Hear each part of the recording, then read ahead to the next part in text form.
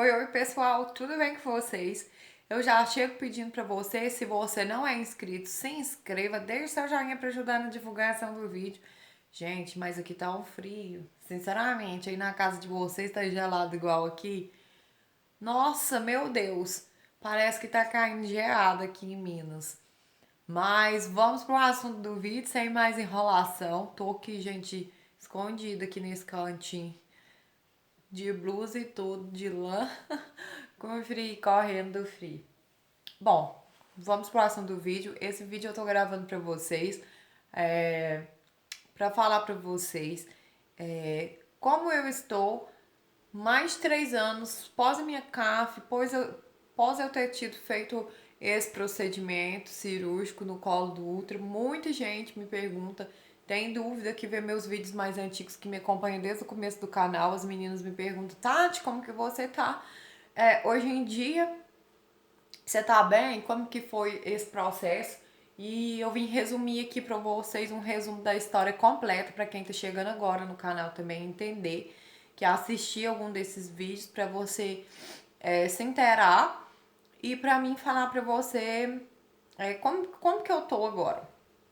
Então, gente, já faz mais de 3 anos que eu passei por todo esse processo. Na realidade, que eu descobri tudo mesmo foi quando eu tava grávida do meu filho. Meu filho já tá com 4 anos e meio.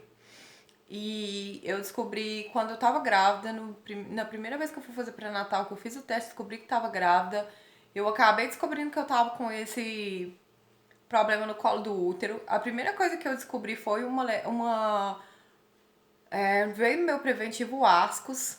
Eu fazia preventivo todo ano. Eu tava fazendo tratamento para engravidar. Então eu me cuidava super. Eu ia sempre no ginecologista. Tava tudo ok ali comigo até aquele momento. Nunca tinha acontecido de aparecer nada, gente. Sabe o que é nada nos meus exames? Então eu nunca suspeitaria que eu poderia ter um HPV, que eu poderia ter uma alteração muito grave de hormônio que me levasse a uma lesão no colo do útero. Eu não suspeitava nada disso ali naquela época. Não sonhava mesmo nada disso. E sempre fiquei com aquilo ali encucado na minha cabeça. Foi uma situação muito difícil, que a primeira vez quando eu descobri essa questão toda, eu tava grávida, me descobri ali, fiz o exame, tava de pouquinho, tava de menos de 7 semanas. Muito ansiosa, já corri para fazer um ultrassom. Nesse ultrassom a gente não ouviu o batimento fetal, porque estava muito pequenininho mesmo. E eu levei para o meu médico, que eu fazia na época o tratamento para engravidar. Ele falou assim pra mim, a primeira coisa que ele abriu foi o preventivo, que ele já tinha me chamado lá, porque eu fazia os exames iam pro consultório dele. Ele já tinha me chamado e eu falei, não, vou e tal. Já falei com a secretária que eu tinha feito o exame, que eu tava grávida. E eu já fui, ele já jogou essa bomba em cima de mim, que meu preventivo tinha dado ascos e tal. Aí eu falei que eu tava grávida, como que a gente ia fazer, qual que ia ser o tratamento ali. Ele pegou e falou pra mim o seguinte, que no meu ultrassom não tinha tido batimento, que era pra eu esperar mais 15 dias e repetir o ultrassom. Se não tivesse batimento, com certeza eu tinha tido um aborto, foi super seco ali comigo. Naquele momento que eu tava precisando ali de atenção, eu tava frágil e eu saí dali desesperada, chorando. E eu achei a atitude dele muito ríspida comigo. E ele não teve nenhuma empatia pelo meu momento. Eu esperava mais de 2 anos por aquele bebê, por conseguir engravidar. Tinha mais desse tempo, mais de 2 anos que eu tava tentando e não conseguia.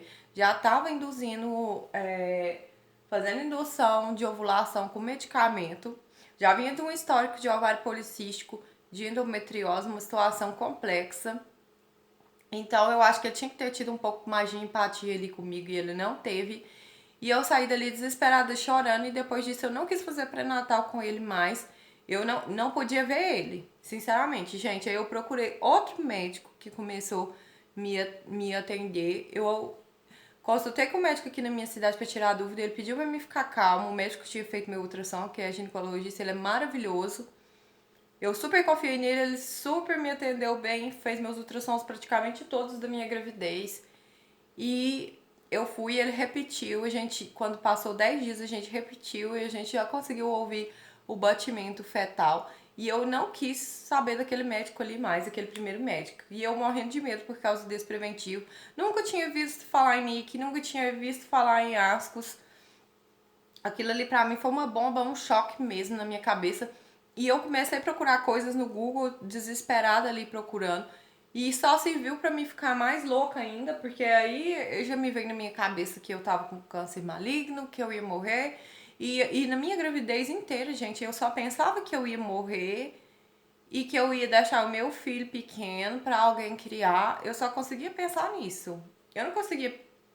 Eu pensava em coisa boa, mas foi uma gravidez assim tão difícil. Eu tenho vídeo que eu conto aqui no canal, foi uma gravidez de risco, eu tive sangramento, o colo do meu útero foi diminuindo o tamanho e eu tive que ficar de repouso a gravidez inteira, tive que tomar medicamento para segurar a gravidez inteira.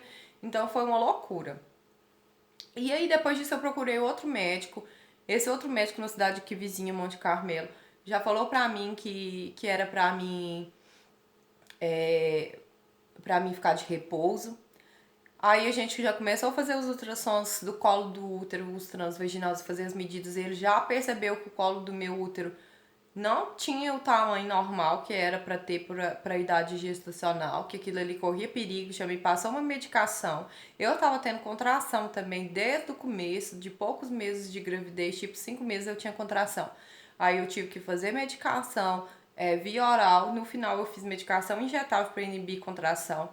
E fiquei a gravidez inteira utilizando hormônio intravaginal e via oral para poder segurar a gravidez.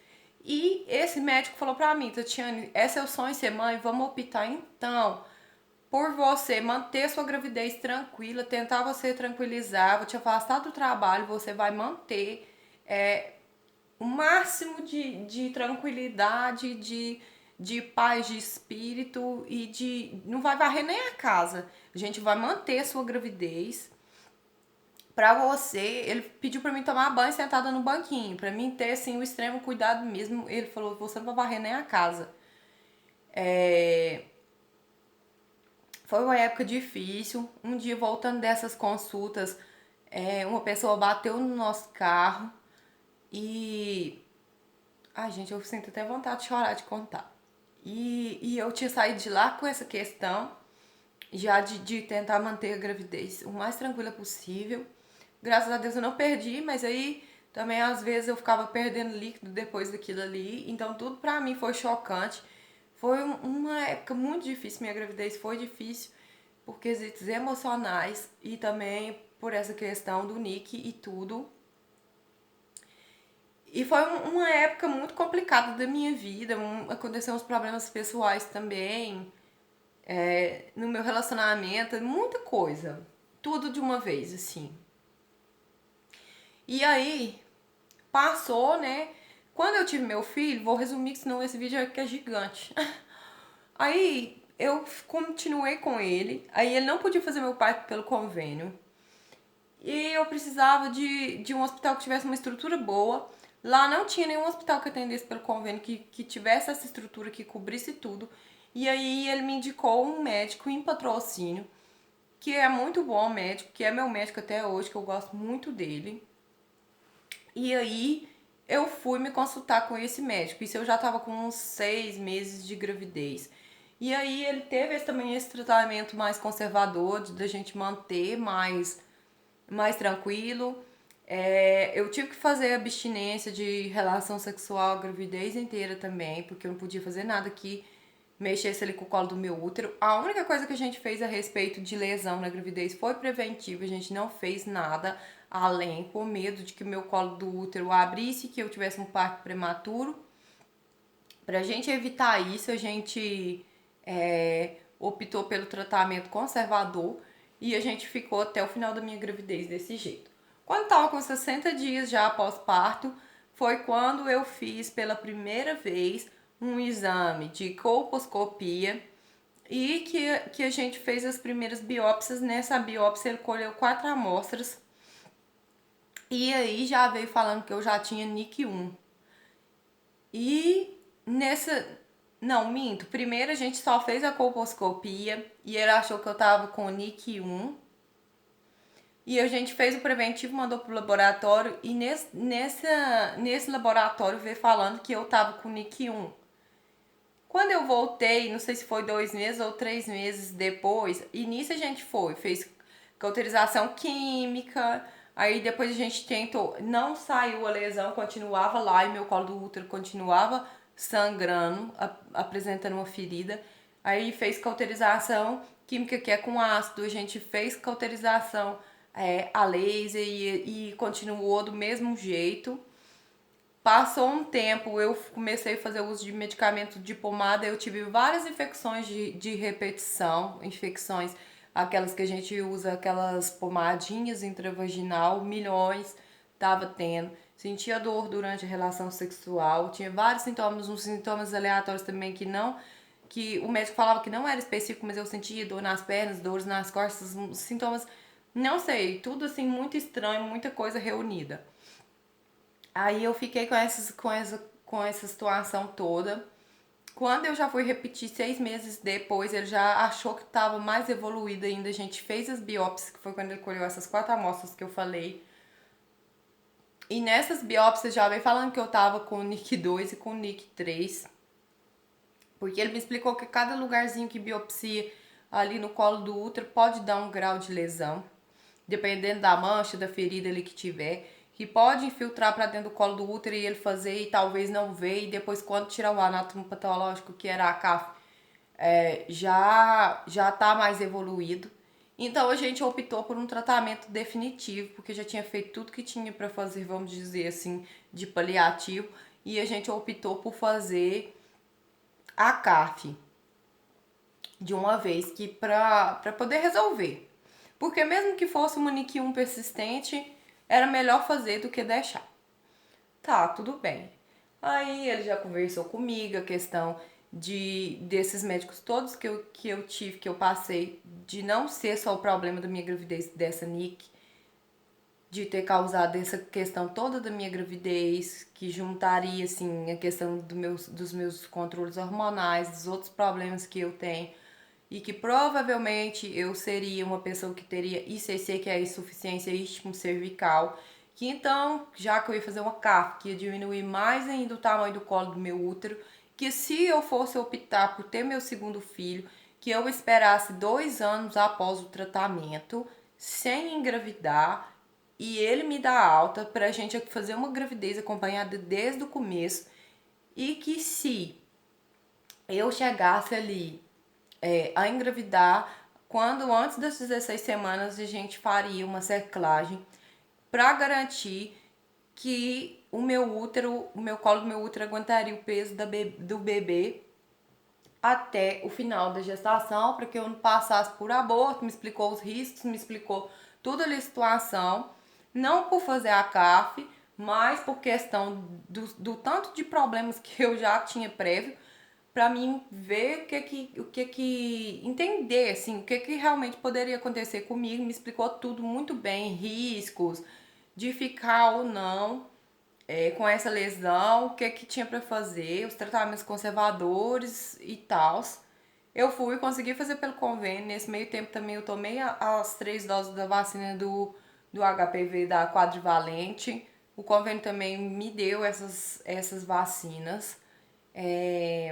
Aí eu fui, fiz a CAF.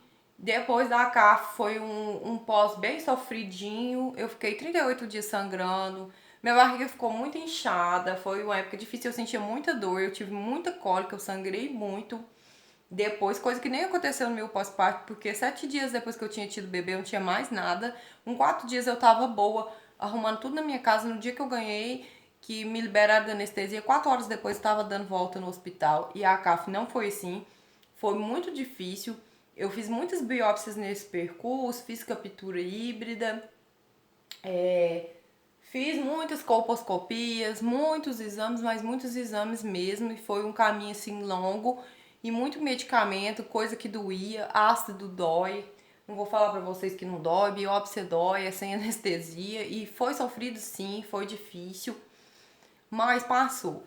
E passou todo esse período, e aí eu fiz a CAF, fiquei 2 anos indo acompanhar, primeiro foi com 30 dias, depois foi 60, depois de 3 em 3 meses, de 6 em 6 meses, e até que chegou a ele me liberar para mim fazer preventivo só uma vez por ano, mas eu não faço só uma vez por ano, gente, mas isso não é porque o médico pede, não, é porque é doidura minha mesmo. Eu faço preventivo de 6 em 6 meses porque eu encuquei, sabe?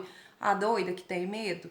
Eu confio muito em Deus, tenho muita fé em Deus, acredito que seja por Ele, que se eu passei por isso tudo é porque tinha um propósito, alguma coisa para mim entender, para mim viver, para mim aprender, em questão de humildade, de temor a Deus, há muitas coisas que eu atribuo isso, então eu não falo que foi 100% negativo, mas foi uma época que me deu uma estabilidade emocional muito grande, e depois do meu pós-parto foi difícil, eu tive baby blues, meu relacionamento pessoal também não tava bom. Então, assim, foi toda uma situação. Depois eu tive um começo de depressão, eu tive que fazer tratamento para isso. Nesse meio tempo eles suspeitaram que eu tava com lúpus, que eu tava com uma doença autoimune, porque meu emocional tava tão ruim, eu emagreci tanto que eu manchei o corpo todo de roxo. E tive que fazer um monte de exame. Nesse meio tempo eu descobri fibromialgia. Foi assim, muita coisa, mas muita coisa mesmo. Gente, uma coisa que eu sempre falo, o psicológico, o que a gente tá passando na mente, na cabeça, reflete no corpo inteiro, gente. Infelizmente, afeta tudo. Mente e corpo são coisas que são unidas, elas não são distintas. Então, assim, eu falo por minha experiência própria, todo esse cenário que eu vivi, o quanto difícil foi, o quanto complexo foi. E hoje em dia eu tô muito bem, graças a Deus. É isso que eu queria falar, assim, dar uma resumida no contexto da história inteira, para as pessoas que me perguntam, para as meninas entenderem. Se alguém precisar de mim, pode me chamar lá no Instagram, no inbox do Instagram, no direct, que eu tenho o maior prazer de partilhar minhas experiências, de ouvir. Porque eu até quando eu criei esse canal, a primeira coisa que eu postei aqui foi trabalhos de faculdade. E depois, quando eu me vi nessa situação, eu vi que o canal seria uma oportunidade de partilhar, porque eu sempre pesquisava experiências ali reais, coisas que realmente se encaixassem no meu quadro ali, da minha patologia que eu estava vivendo naquele momento, que pudesse me ajudar positivamente. E queria, assim, relatos, como eu conto aqui no canal hoje, de poder partilhar, de ter alguém para conversar, porque às vezes você não tem, vamos dizer, essa liberdade, essa vontade. Eu não tinha vontade de ficar falando assim para os meus pais tudo que eu tava passando ali naquele momento, contando tudo, porque eles sofreram muito, porque eles ficaram muito preocupados. Meu pai chorava muito, a minha irmã chorava. Foi um sofrimento assim para minha família toda, eu com o bebê pequeno ali, a gente tinha muito medo do que ia acontecer, porque foi evoluindo assim muito rápido e as coisas foram acontecendo uma atrás da outra e virou uma bola de neve, vida pessoal, a saúde, tudo. Então foi uma época assim terrível, terrível mesmo, mas passou e graças a Deus eu tô bem e eu queria deixar uma palavra para vocês aqui de fé, de gratidão a Deus e queria falar para você que tá passando por isso, é difícil sim. É muita coisa? É. Muita gente até acha, não, isso aí é coisa à toa, mas é só quem passa para saber como que é a situação toda e sentir, só quem sente na pele. Ontem eu ainda estava assistindo um filme romântico no Netflix, sobre isso. E a moça ia se casar e tava com câncer de colo de útero ali. E eu vendo ali todo aquele sofrimento, aquela história ali, me toca muito, me emociona muito. Muitas vezes as meninas conversam comigo, eu fico emocionada com as histórias, porque eu me coloco sim no lugar das pessoas, porque é uma coisa que eu vivi. E aí depois veio a biópsia dessa CAF, veio que eu não tinha nada maligno, deu margens livres. Depois disso nunca mais apareceu mais nada, nunca mais precisei fazer procedimento nenhum, eu fiquei curada. E hoje em dia eu tô super bem. Não tive outro filho, só tenho o Diego, de 4 anos. E foi tudo assim, nesse contexto, eu agradeço muito a Deus por ter tido ele.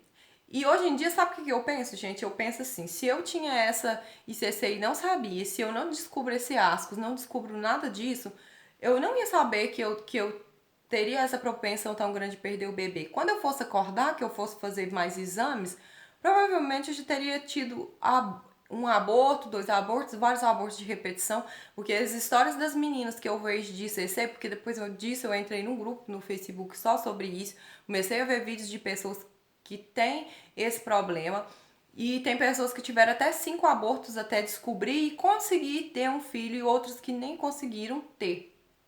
Então, eu agradeço, Deus não deixa uma folha cair de uma árvore se não for da vontade dele. E é isso que eu tinha para falar para vocês. Tenham fé, fé em Deus sempre está conosco.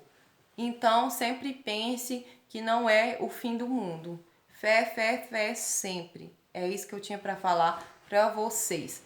E beijão e até a próxima. Tchau!